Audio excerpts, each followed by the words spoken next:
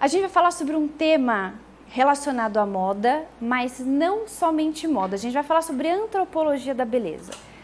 Então, às vezes a gente tem uma ideia de que a proposta dessa atividade vai ser voltada para algumas dicas. Teremos algumas coisas práticas, mas antes da gente falar sobre a prática da moda, a minha ideia, nosso principal objetivo aqui é dar um passo atrás. A gente vai falar sobre alguns pilares para que a gente tenha critérios para falar sobre moda. E por que isso é importante? Olha só, essa é uma atividade, essa é uma aula que vocês não vão ver muitas imagens, porque eu quero que vocês reflitam. Mas é muito leve. Podem me interromper, podem tirar dúvida, podem falar, Andressa, não entendi, pode me explicar de novo essa parte? É um conteúdo que eu quero trazer leveza para algo que muitas vezes pode parecer mais denso. Mas para que a gente possa cuidar da nossa própria imagem, é preciso trabalhar critérios. E da onde vêm esses critérios? A gente vai trabalhar num norte antropológico. E o que eu quero aqui é que vocês levem a reflexão e para uma possível conversa, por uma possível direção espiritual e que vocês tenham critérios, inclusive para o apostolado de cada uma, tá? Porque quantas amigas nós temos que não têm embasamento nenhum religioso, que às vezes nem tem nenhuma prática de fé, mas são ótimas pessoas. E essas pessoas a gente também precisa atingir, tá bom?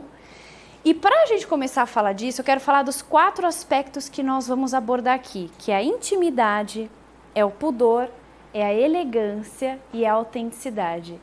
Um não existe sem o outro. Então eu quero levar vocês numa jornada de pensamento para a gente chegar na questão da verdadeira beleza, da beleza autêntica. Então vamos lá, quem já ouviu essa frase? Me enrolei? Quem já ouviu essa frase aqui? É de São José Maria Escrivá. Ela é linda. Quando se abre o armário de uma pessoa, conhecemos melhor sobre a vida interior dela. O que ele está querendo dizer aqui? Que a nossa ordem interior nada mais é, a nossa ordem exterior nada mais é do que um reflexo da nossa ordem interior. Então, quando a gente fala de imagem, de cuidado, não tem a ver só com uma superfície, algo muito externo. É como que está a nossa ordem interna, o nosso equilíbrio interior, o nosso mundo interior. Cada ser humano ocupa um lugar no cosmos, que quer dizer ordem e forma, que apenas ele pode preencher. Você sabia que a palavra cosmético vem disso? Cosmos, cosmetologia. É quando a gente trabalha o equilíbrio e a ordem. Então, quando a gente fala do cosmos, do universo, isso foi um padre, foi uma meditação que eu tive quando eu era de São Rafael, que ele falou sobre isso, soltou aleatoriamente e eu nunca mais esqueci, ainda mais trabalhando com a moda. Eu nunca tive essa explicação e eu acho que ela faz muito sentido, inclusive, para tudo que eu vou falar aqui com vocês. Ordem, forma, equilíbrio e harmonia. Quando a gente fala de cosmetologia, de maquiagem, nada mais é do que uma ordem na nossa imagem, do que uma organização dos nossos elementos visuais. E isso se refere também ao universo. Cada uma de nós não está aqui à toa. Todas nós fomos criadas com um propósito. A gente faz parte de uma harmonia universal. Ninguém aqui está por acaso. E se cada uma aqui não está aqui por acaso, é porque nós somos únicas e irrepetíveis. Não existe uma Vanessa, não existe uma Diana, não existe uma Márcia. Podem ter várias Márcias, mas ninguém vai ser igual a essa Márcia, tá? Isso só acontece não só por uma questão de diferenciação estética. E aí é o que eu volto a dizer sobre a nossa intimidade e o nosso mundo interior. E aqui é o nosso primeiro ponto. O que é intimidade? Estou perguntando real. Eu quero que vocês me falem. Se ninguém me chamar aqui para levantar a mão, eu vou escolher. O que é intimidade para vocês? Não busco o certo e errado, é o que realmente vocês levam sobre esse conceito para a vida. O que é íntimo para você? O que é intimidade? É o meu interior. É o seu mundo interior. E o que é esse mundo interior? Sua essência. Uma coisa que só o quê? Que só Deus toca. Muito bom. Tem como a gente abrir intimidade para outras pessoas também. Então, pode fazer parte Muito bem. Olha só, a gente se define pela existência de um mundo interior que só nós conhecemos. Só eu sei o que se passa dentro de mim. Cada uma aqui tem de forma única tudo aquilo que habita a sua própria intimidade. E o outro, que não seja nós mesmas, só conhece a nossa intimidade, foi exatamente como você falou, quando a gente quer revelar essa intimidade, esse mundo interior. E por que importa o nosso mundo interior? Qual é o valor que o nosso mundo interior tem? Alguém sabe me dizer? Por que ele é importante? Nossa identidade, que mais? O que acontece no nosso mundo interior? É nele que nascem os sentimentos, os pensamentos, os nossos anseios, as nossas memórias, os nossos desejos. É aqui onde a gente carrega a nossa profundidade. E não só isso, é aqui que a gente carrega as nossas convicções, toda a bagagem de fé que a gente tem. Isso aqui é único e interior. Toda a nossa história, a gente não carrega somente na nossa pele, no nosso corpo. Ela começa aqui dentro, na nossa cabeça. E no nosso coração e na nossa alma. Só que, quando a gente fala de mundo interior, da nossa intimidade, ela também precisa ser muito bem alimentada. Ela precisa ser cuidada. Vocês já pararam para pensar nisso? O nosso mundo interior, a nossa intimidade precisa ser cuidada, precisa ser enriquecida. Como que a gente faz isso? Algo que a gente escuta muito aqui na obra. Crescer em vida interior. Como que a gente cresce em vida interior, gente? Que? Não ouvi. Se abre para Deus. Que mais? Refletindo, pensando sobre as coisas. Que mais? Lendo. Que mais? Se recolhendo. Que mais? Fazendo uma autoanálise também. Fazendo uma autoanálise. E as nossas experiências? Elas influenciam diretamente o nosso mundo interior. Então vamos lá. Autoconhecimento foi o que vocês falaram. O que a gente precisa aqui? Uma pessoa que se esforça para se compreender interiormente. Quem que eu sou? Qual que é a minha personalidade? Qual que é a minha identidade? Quais são os meus valores? O que me motiva? Ela está propensa a ter um maior domínio de si mesma. Porque ela sabe quem ela é. Ela sabe quais são os seus limites. Ela sabe quais são suas fraquezas ou as suas qualidades. Ela sabe até onde pode chegar. Então, de vários aspectos, o autoconhecimento é fundamental e um dos primeiros pilares para que a gente cresça em vida interior. A amizade. O quanto que uma amizade não enriquece a gente, pessoal? De verdade. Amigas de longa data, amigos de infância, amigos que passaram pela nossa vida somente por um período, mas quando a gente fala de verdadeira amizade. Claro que todo dia a gente se relaciona com alguém. No trabalho, quando a gente vai para algum lugar, existem os relacionamentos muito mais rápidos e pontuais, mas como é importante a gente cultivar verdadeiras amizades e boas amizades. Elas enriquecem o nosso repertório interior. E a nossa vida espiritual e intelectual, que é o que todas estamos fazendo aqui hoje. Então, aprofundar na nossa intimidade, na nossa amizade com Deus. E não somente na questão intelectual voltada para o lado espiritual, que é riquíssimo e é o principal para nós, mas também em outras coisas, outros aspectos que envolvem a nossa cultura. E é pela cultura que a gente trabalha a nossa criatividade e a nossa inovação. Quem aqui não precisa ser criativa no dia a dia?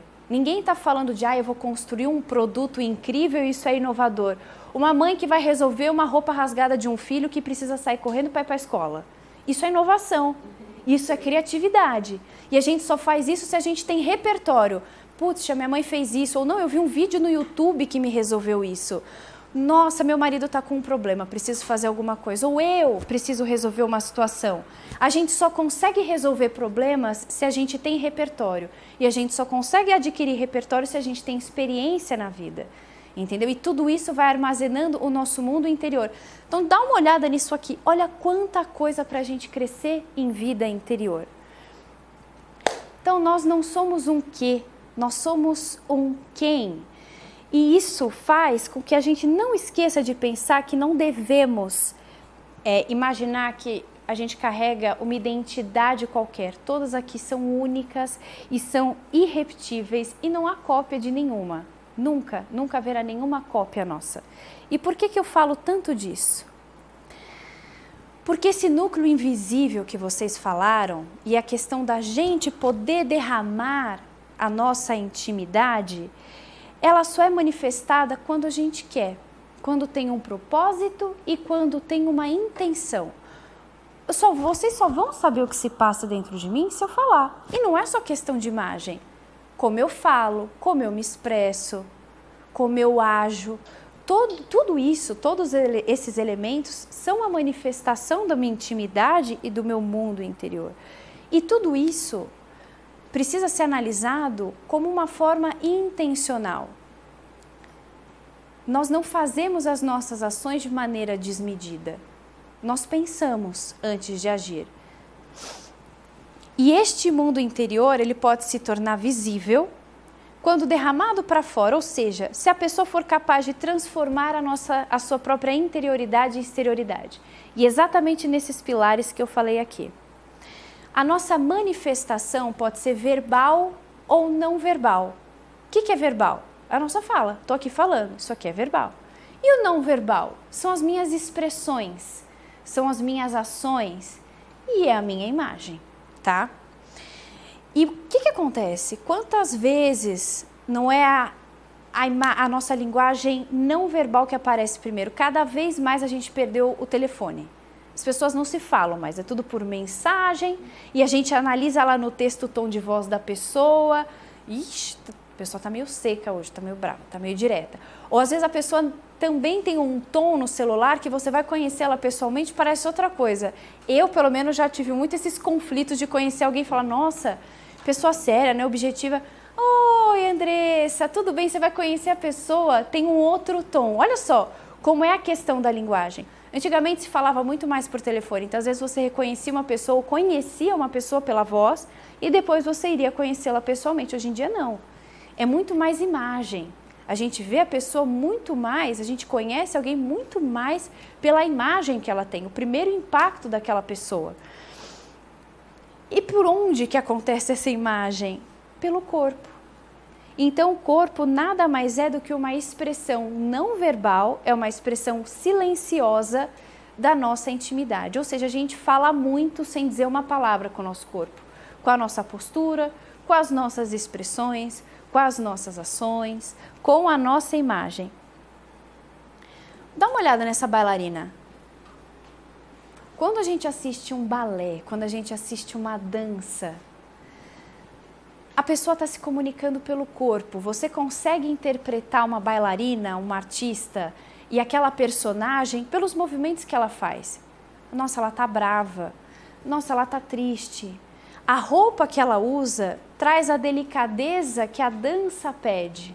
Se a gente pensar em outras danças, outras peças e trajes que incorporam o corpo daquela pessoa, dá uma noção de movimento diferente, de rigidez, de leveza, de graciosidade e de outras sensações que a gente tem quando observa aquele corpo.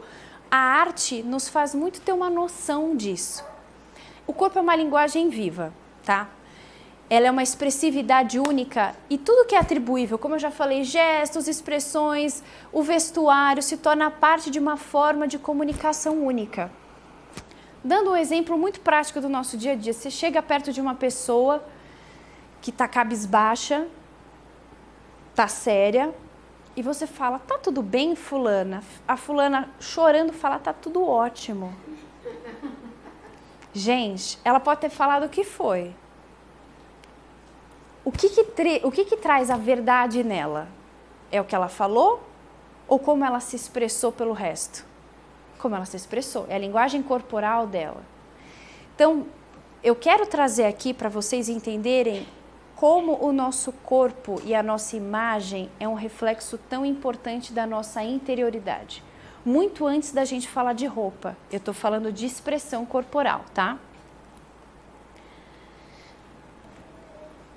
Para a gente chegar no próximo tópico, pensa numa situação. Quem é mãe aqui, eu não sei se todas que estão participando hoje aqui são mães, mas para a gente amar verdadeiramente um filho, a gente dá limites. O amor verdadeiro é dado com limites. Não é indiscriminado. Ai, faz o que você quer, eu amo tanto ele que ele pode fazer o que ele quiser. A gente sabe na prática que para amá-lo verdadeiramente e para que ele transcenda na vida dele, para que ele tenha ideais elevados, o não e os limites são necessários. E aqui é interessante pensar nas fronteiras. E o mesmo acontece quando a gente fala de imagem pessoal e de postura. Dentro do contexto da beleza e da nossa vestimenta, é possível entender os limites na seleção que a gente faz dos elementos como recursos na nossa própria imagem, tá bom? São esses limites que terão a função de ressaltar ou de guardar alguma coisa em relação à nossa imagem. E eu não falo só de imagem, eu falo questão de fala, o momento certo de falar, putz, tô com uma roda de pessoas aqui, eu tô com uma amiga que acabou de contar que está passando por um problema, uma situação financeira difícil na família. Mas acabei de voltar de Paris. É o melhor momento falar disso? Então, olha como é interessante quando a gente pensa nos limites da nossa postura e da nossa imagem. Não tem só a ver com uma imagem corporal. Quando é o meu momento de falar? Qual é a hora de eu agir? A que ponto eu penso nas minhas ações? E aí entra o nosso amigo pudor. Porque o pudor é uma palavra que hoje em dia é muito mal vista, fala sério. As pessoas torcem o nariz para falar de pudor. Só que agora, preparando essa aula, eu confesso que para mim foi transformador entender o que de fato é pudor. Perguntinha, qual que é a diferença entre pudor e vergonha? Qual a diferença desses dois conceitos? Tem um livro aí que vocês estão falando disso?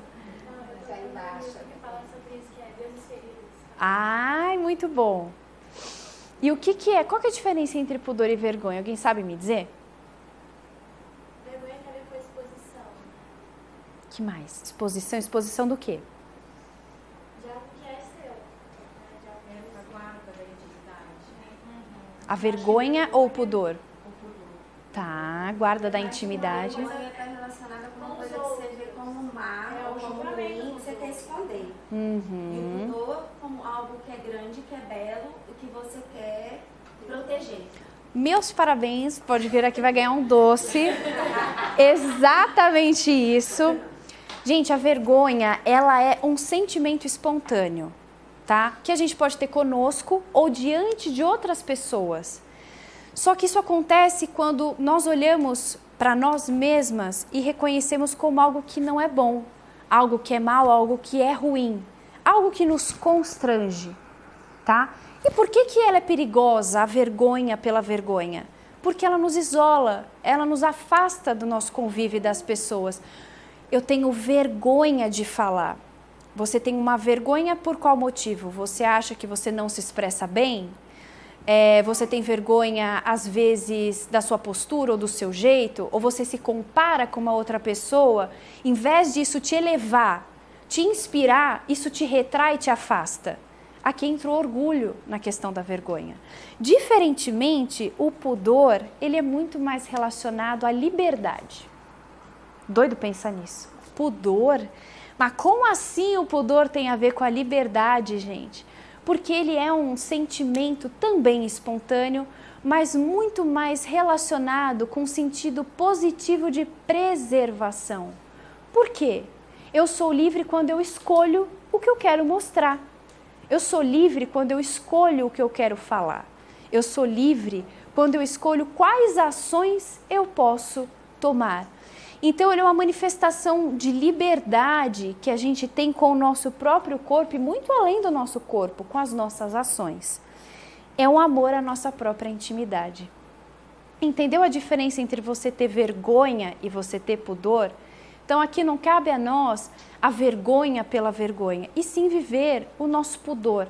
Trabalhar a virtude do pudor, que é a questão da guarda daquilo que eu quero revelar ou não. Então, eu quero esconder porque é feio. Não, eu quero preservar porque não me interessa revelar. Entende o tom do discurso como é diferente? Vamos além. Isso aqui é muito legal, porque se eu não me engano, não sei se foi o padre Fábio, foi alguma aula com o sacerdote, que ele trouxe uma ideia sobre a questão do corpo que eu, Andressa, nunca tinha pensado, e eu acho maravilhosa. Tanto que eu vou ler depois, porque ela é muito pontual. Por ser corpo parte da nossa intimidade, viver o pudor é um pedido de reconhecimento. É um convite para buscar a pessoa além do seu corpo. Ou seja, nós somos mais do que isso. A gente é o nosso mundo interior. E o nosso corpo, ele revela esse nosso mundo interior, tá bom?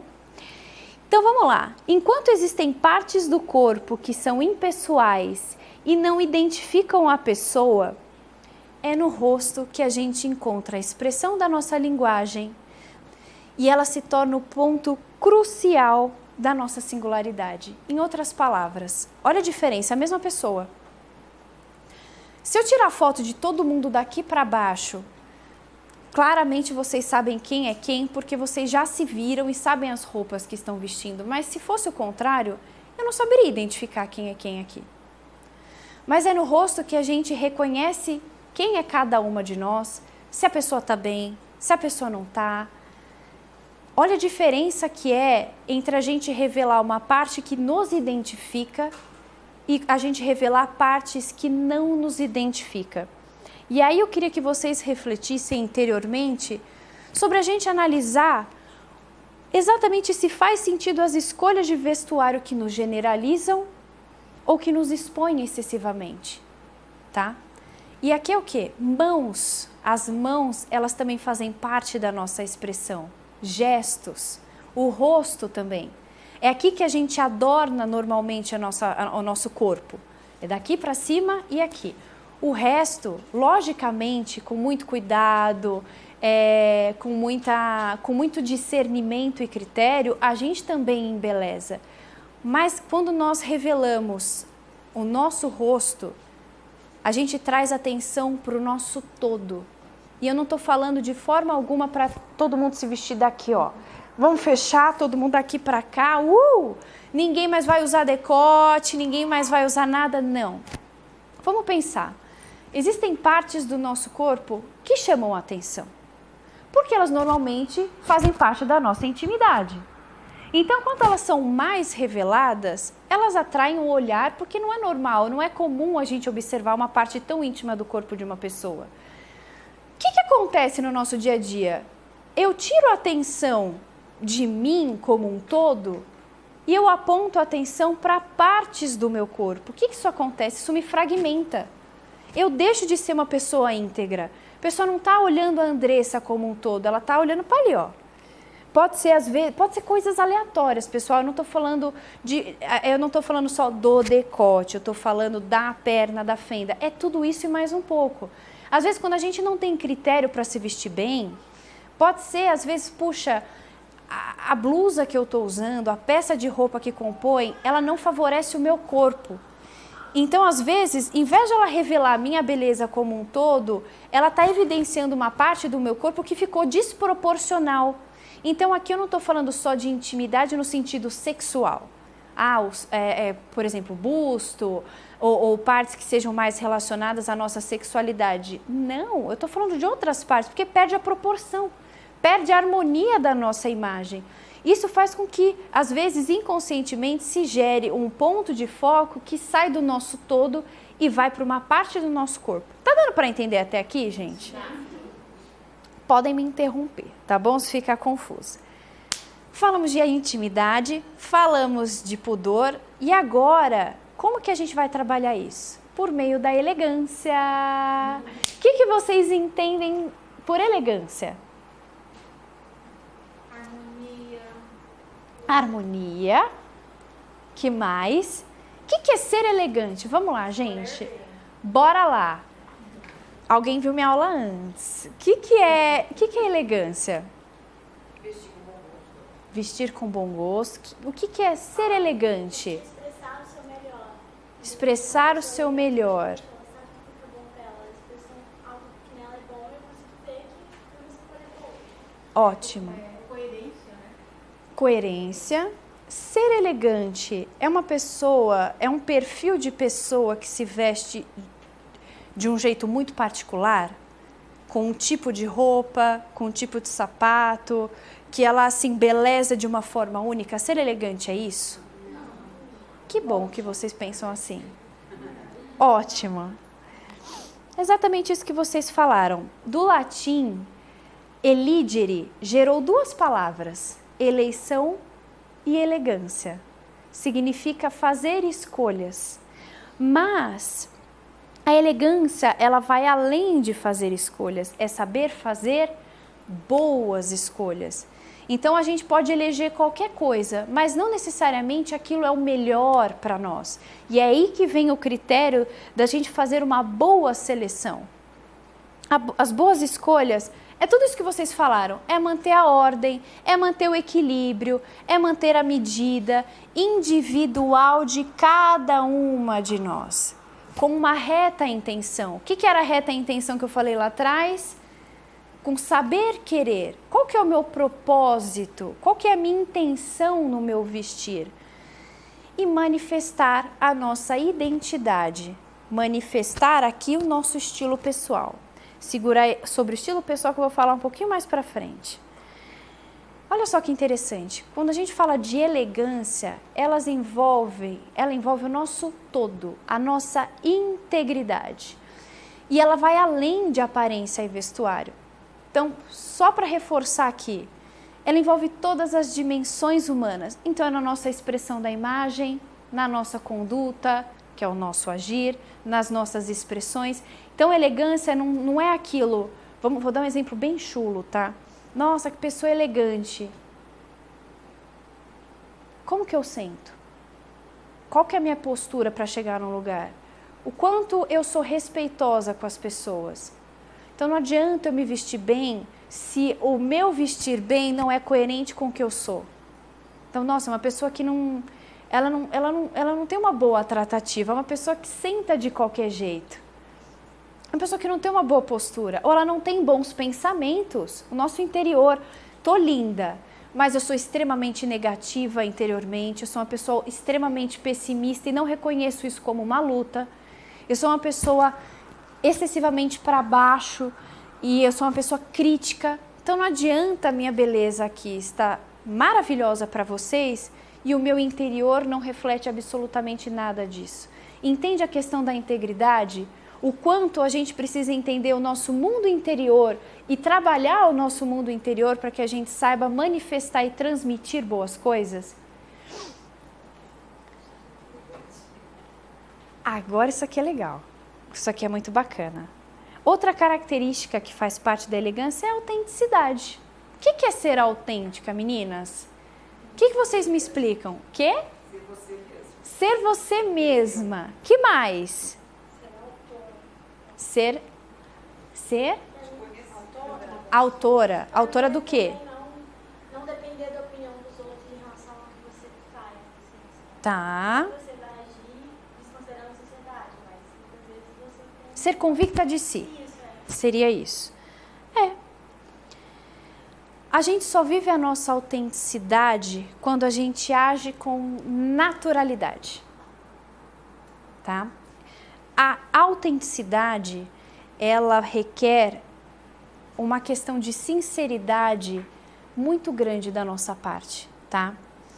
A elegância, ela só é genuína quando ela não é fingida, meninas, quando ela não é artificial. Não sei se alguém já passou por isso, mas eu já. De querer me vestir de uma forma, ou às vezes querer me comportar de outra forma, e eu perder minha naturalidade. Ou pior, às vezes vestir uma roupa que não é adequada a mim, ou ter uma postura que não tem absolutamente nada a ver comigo, eu me transformo numa outra pessoa. Então, isso é fundamental. Elegância não é a gente se perder num personagem. Elegância é verdade, e eu vou explicar um pouquinho mais lá na frente. Mas a naturalidade, ela tem que corresponder à nossa verdadeira essência. Então vamos falar de outra coisa. Ai, nossa, eu vou num casamento. Ou eu venho aqui para o curso anual, mas eu quero estar muito bem vestida, porque eu sei que as minhas colegas de curso anual, as minhas irmãs de curso anual se vestem muito bem. Então também tenho que estar bem vestida. E aí você escolhe uma roupa que às vezes não tem a ver com você, ou você não se sente à vontade com aquilo, ou você não escolhe bem. Então você fala, nossa, eu fiz uma combinação. Sabe quando a gente perde a naturalidade porque percebe que errou? Você fala, putz, tá justo demais, eu não consigo sentar, mas se eu sentar aqui vai aparecer minha perna. Putz, tá justo aqui em cima, ou tá largo demais, eu preciso ficar subindo a minha blusa 95 vezes. Você não fica normal. A gente perde o jeito de ficar leve no ambiente, a gente fica dura. Putz, ai, tá fugindo o negócio do meu ombro. Ai, o cabelo não tá bem feito. A gente perde a naturalidade com tantas coisas. Sapato, hoje eu quase vim com o sapato errado. Eu falei, nossa, nunca mais eu tinha visto aquele sapato. Aí eu esqueci que ele é muito alto e dói muito meu pé. Então não é só por uma questão de altura, ele machuca, mas eu adoro aquele sapato. Mas eu ia ficar mancando aqui. Então assim, até que preço vale eu ficar bonita, ia combinar com a minha roupa, mas eu perder minha naturalidade? Só que em contrapartida, eu não estou falando que elegância é só pensar no conforto. Gente, é justa medida. É saber pensar nos dois aspectos. Entendeu? Essa roupa, ela transmite quem eu sou? Essa roupa está adequada ao ambiente que eu estou? Ou com as pessoas que eu estou? O quanto isso que eu escolhi faz ou não eu me revelar de uma forma sincera e natural? Ou isso me enrijece, isso me deixa artificial, e não só de aparência, mas em comportamento. Ai, nossa, é o fulana de tal, eu quero me portar assim de um jeito. Aí você muda, você fica artificial. É lógico que quando estamos diante de algumas pessoas específicas, a gente vai ser apresentado a alguém, ou é uma outra pessoa que nós temos muito apreço, a gente muda a postura, na hora. Isso é bom, a gente está querendo dar o nosso melhor. Mas cuidado com a artificialidade. E às vezes a gente se perde na artificialidade por se comparar com outras pessoas, como eu falei lá atrás. Então, nossa, olha o ambiente, as pessoas estão assim, vou tentar também. Só que por falta de autoconhecimento, a gente faz escolhas que não necessariamente são as melhores para nós, tá bom? E é aí que a gente entra no ponto da autenticidade que vocês já falaram muito bem. Quando a gente reconhece a nossa autenticidade, a gente vai relacionar com harmonia a nossa essência interior com o nosso exterior. E de que forma que a gente faz isso? Pelo nosso estilo pessoal. Mais um dado de conhecimento. A palavra estilo vem de uma haste de metal que era usada lá atrás, muito antigamente, para escrita. Estilo nada mais é do que uma extensão do nosso corpo. Se a gente pega um papel e uma caneta, se eu usar meu dedo para marcar o papel, ele vai registrar alguma coisa? É por meio da caneta que eu consigo marcar o que eu quero dizer. E isso é o estilo. Então aquela caneta se torna uma extensão do meu próprio corpo. E quando a gente fala de estilo no âmbito da moda, é exatamente esse o objetivo. Ele é uma extensão. Ele é uma transmissão da nossa identidade e da nossa personalidade. Ele é uma extensão natural, exatamente como eu falei aqui. E aí, onde a gente quer chegar com isso? Quando nós entendemos o nosso estilo, nós transmitimos muito mais segurança, muito mais personalidade, muito mais confiança. Então, sendo uma expressão exterior da nossa própria personalidade, o que ele revela? O que é a nossa identidade? São os nossos valores, são as nossas preferências, são as nossas influências culturais, é a nossa família, a nossa formação, o meio em que nós vivemos hoje também. Tudo isso faz parte da nossa personalidade. E personalidade sendo algo invisível, é por meio do estilo pessoal que ela se revela. indo um pouco além. É o cuidado com a aparência e com o nosso próprio estilo é que a gente consegue se tornar belas e cativantes. E por que isso importa, gente? Porque nós fazemos parte do mundo. Nós somos um dos nossos principais, das nossas principais missões aqui é levar pessoas para o céu, não é verdade?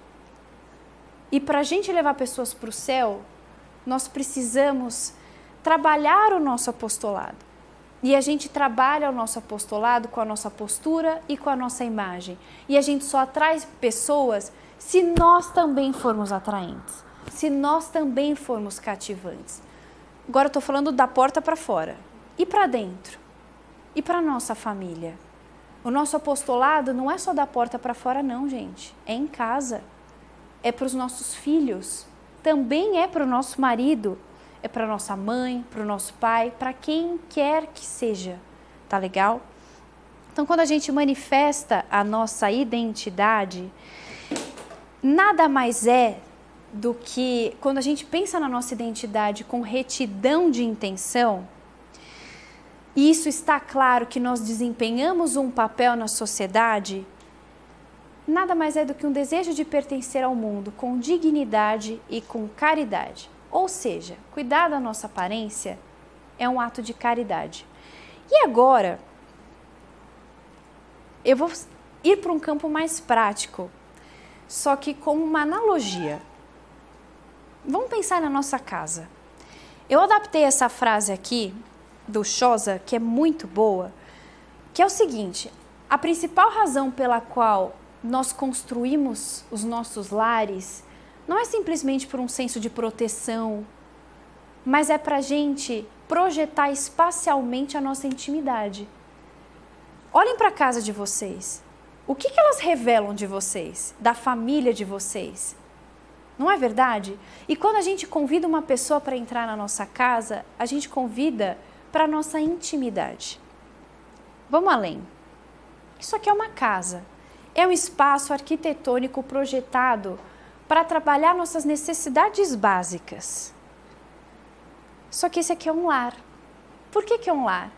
Porque aqui a gente está imprimindo muita coisa. É um lugar que envolve as nossas emoções, a nossa afetividade, é lá que carrega a nossa família. E aqui a gente imprime a nossa identidade, a nossa história. E o mesmo acontece com a nossa aparência, gente. É a mesma coisa. Então, olha isso aqui. O quadro que você coloca na sua casa, pensa no brinco que você escolhe para usar. A foto que você coloca, aquele momento que foi importante, o prato de porcelana que você coloca na parede, a combinação do sofá com a cortina, os móveis, tudo isso revela muito de quem você é e também tem toda a história da sua vida lá dentro. Já pararam para pensar nisso? E qual é o cuidado que a gente tem com a nossa casa? É o mesmo que tem que ser com a nossa vida. E com a nossa imagem pessoal e com a nossa postura. Gente, eu amo esse exemplo, porque eu aprendi isso aqui pequena nos cursos anuais. A beleza vive nos detalhes. Eu visto uma blusa, eu visto uma calça, eu coloco um sapato. Todo mundo tem que fazer isso, é uma necessidade básica. Colocar um vestido, o que quer que seja.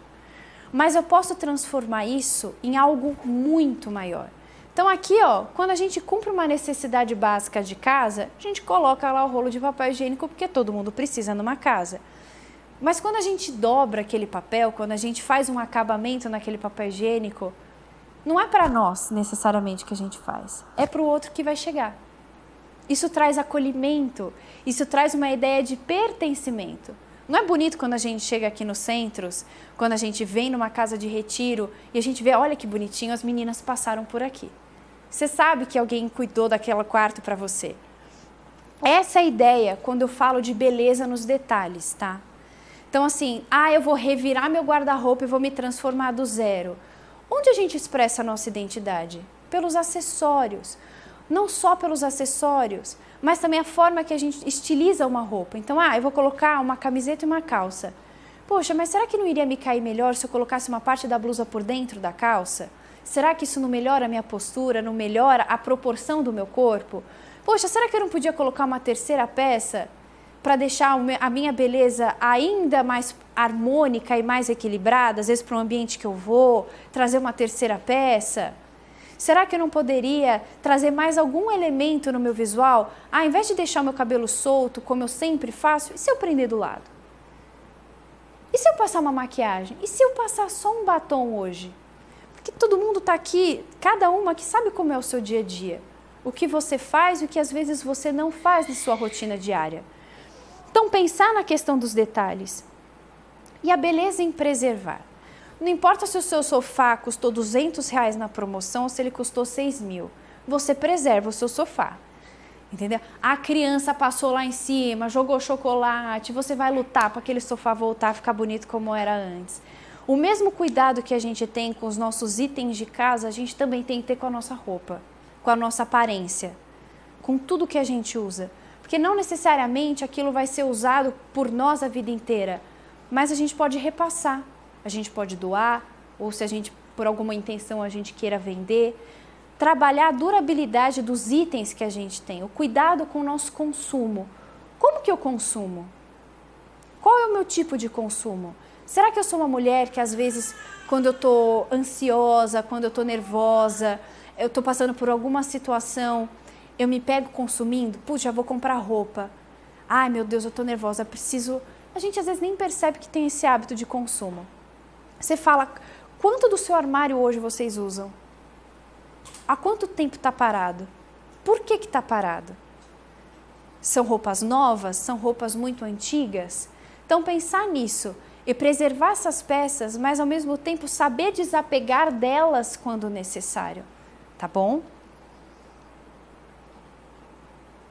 E aqui, para a gente começar a fechar essa ideia de todo passo a passo que eu falei até aqui, cuidar do outro é um ato de serviço, é oferecer o melhor de nós.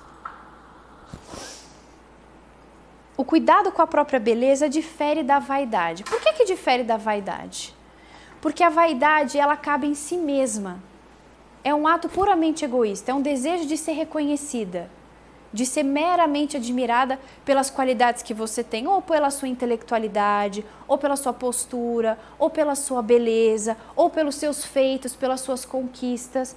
Mas, diferentemente disso, quando a gente fala de beleza, ela sugere um compromisso de servir o outro. Então, se embelezar é diferente de se envaidecer. Isso ficou bem claro aqui? A beleza é quando a gente olha para nós com o objetivo final de olhar em direção ao outro. E algo que eu acho muito importante. Beleza é causa e efeito. Eu sou para mim, para que eu possa ser para o outro. Quantas vezes a gente não precisa daquela recarregada na energia? A gente bota uma maquiagem, se arruma. Isso não vai refletir somente em nós, mas vai refletir no outro. E aqui, antes de eu passar para uma outra etapa mais reflexiva, qual que é o caminho para a nossa beleza autêntica? Reconhecer a nossa intimidade e enriquecê-la com todos os critérios que eu disse lá atrás. Uma intimidade, um mundo interior com muito repertório, nos faz elevar a nossa missão aqui, a nossa jornada, de uma forma muito transcendente. Depois que a gente vive a nossa intimidade, a gente reconhece o nosso mundo interior e a gente alimenta esse mundo interior, é a partir disso que a gente trabalha o que eu quero ou não revelar. E isso se torna o pudor. É a nossa liberdade em escolher aquilo que eu quero ou não mostrar. E aí onde vem a elegância. Para eu saber o que eu quero ou não mostrar, eu preciso saber fazer as boas escolhas. E boas escolhas são feitas com critério. E critério envolve o conhecimento de si mesmo. E é a nossa autenticidade. Então, ser elegante também é revelar quem nós somos. E aí lá na frente, lá atrás, que eu falei sobre ser única, é aqui onde entra a nossa autenticidade, a nossa irrepetibilidade. Eu sou única. a minha elegância, o meu modo de vestir não é o mesmo que a Márcia. Ela tem outra identidade, ela se expressa de uma outra forma. O estilo dela é outro. O estilo da Vanessa é outro. O estilo da Diana é outro. Somos diferentes, mas cada uma pode fomentar os critérios para trabalhar a própria autenticidade e a própria beleza. Agora eu quero fazer um momento de exame de consciência. E antes desse exame de consciência, eu quero que vocês saiam pensando nisso aqui.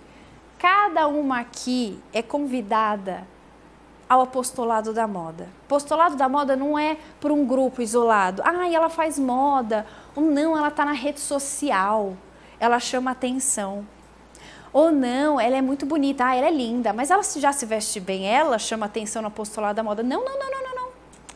Cada uma aqui faz parte do apostolado da moda. São José Maria dizia o quanto a mulher é importante para a sociedade e para a gente trabalhar o nosso tom humano, para que a gente seja exemplo. Então, todas aqui são também, e também atuam na missão de trabalhar o cuidado com a imagem, dentro de casa, fora de casa, no trabalho, com as amigas, sempre, tá bom? Não esqueçam disso. E aí agora a gente vai para o nosso momento de exame de consciência. Eu vou fazer aqui algumas perguntas, mas eu não quero ficar lendo aqui, eu venho aqui, ó. Eu vou sair do enquadramento, né? Mas aí eu vou puxar o fio. Tá bom, gente, eu vou ficar aqui, que tá dando um reflexo fenomenal, então eu vou ler. Mas eu quero que vocês pensem, reflitam e não precisam me responder nada. Mas eu quero trazer alguns pontos aqui. Sobre a nossa intimidade, eu reconheço o valor da minha intimidade e dos diferentes aspectos que a constituem, que é a alma, as partes do meu corpo, os sentimentos, os meus pensamentos. Eu entendo que determinadas vezes eu tenho que guardar a minha intimidade, outras vezes eu tenho que partilhar com os outros. E quando eu partilho a minha intimidade, eu faço pensando no bem? Ou seja, aqui eu tenho uma retidão de intenção, eu tenho uma intenção, eu tenho um propósito. Mais uma vez, quando eu estou falando de intimidade, não é só aparência, perceberam? É o que eu expresso, independente do que quer que seja. Unicidade, integridade. Eu reflito com frequência sobre a escolha do meu vestuário, dos meus acessórios, das minhas roupas, da minha maquiagem, da forma que eu me cuido no geral e também sobre a coerência e integridade das minhas ações, considerando que ambas são partes íntegras para minha autêntica elegância. Então foi isso que eu falei, não adianta eu me vestir de um jeito, querer parecer impecável e minha postura é outra. Ou às vezes eu não me valorizo. Às vezes eu tenho ótimas ações, eu me expresso muito bem, o meu interior é riquíssimo, só que eu não me valorizo pela minha imagem. O contrário também acontece muito e na maioria das vezes. Autoconhecimento e caridade. Eu busco conhecer meu corpo, minhas necessidades. Eu avalio os ambientes que frequento, as pessoas que me rodeiam para ter critério e coerência na minha forma de vestir. Então, gente, para a gente saber fazer escolhas é preciso critério, repertório. Então eu observo, eu tenho boas referências. Como que eu alimento a minha cultura? Eu converso com outras pessoas a respeito disso, às vezes parece que íntimo, aí vem a vergonha, aí eu não vou falar disso. Eu não tenho coragem de perguntar para ela se eu estou bem vestida, no máximo eu pergunto para o meu marido ou para minha filha. Mas eu não vou perguntar para ela, acho que ela vai sentir que eu estou insegura. Não. É ter humildade para falar sobre esse assunto, também com quem tem critério sobre isso. E dentro de casa nós temos pessoas de critério que podem nos ajudar. Formação. Aqui entra isso. Eu estou aberta a receber orientações a respeito da minha imagem. Então, gente, tá tudo bem não saber por onde começar. Mas a gente pode ir atrás. A gente pode perguntar. Entendeu por que eu não queria trazer dicas por dicas de moda nesse momento? Porque eu quero que vocês reflitam sobre isso. Aqui o nosso grupo é muito diverso. Cada uma sabe das suas circunstâncias. Sabe das suas condições, sabe da sua cultura, sabe o que quer que seja que envolva a sua própria vida. Mas isso é importante ser levado para uma conversa, ou com uma amiga que você sabe que tem critério. Puxa, eu vou pedir uma opinião. O que será que eu posso melhorar? Será que eu estou revelando quem eu realmente sou? Será que eu posso me cuidar mais? Será que eu estou me cuidando da melhor maneira? Convivência familiar. Eu considero a construção do pudor e, acrescento aqui, da beleza na educação dos meus filhos? Eu estou ciente das minhas escolhas ao me vestir e me cuidar e o quanto elas podem influenciar e inspirar a minha família? Gente, pode parecer que não é nada, mas como ser mãe reflete na vida do nosso filho? Uma mãe que só se arruma para momentos importantes, ou uma mulher que se arruma diariamente, isso tem um impacto, inclusive na autoestima própria e dos filhos, e na visão que eles vão ter de beleza, e no que eles vão procurar sobre beleza pelo resto da vida deles, é muito importante. Então, assim, não, eu vou me arrumar, é que minha vida é corrida, sabe? O que custa, às vezes, a gente trabalhar pequenas coisas no nosso dia a dia de autocuidado? Porque isso tem um impacto muito grande. Às vezes, eu vejo muitas mães reclamando da beleza da filha, do cuidado, só que às vezes a mãe não está sendo um bom exemplo.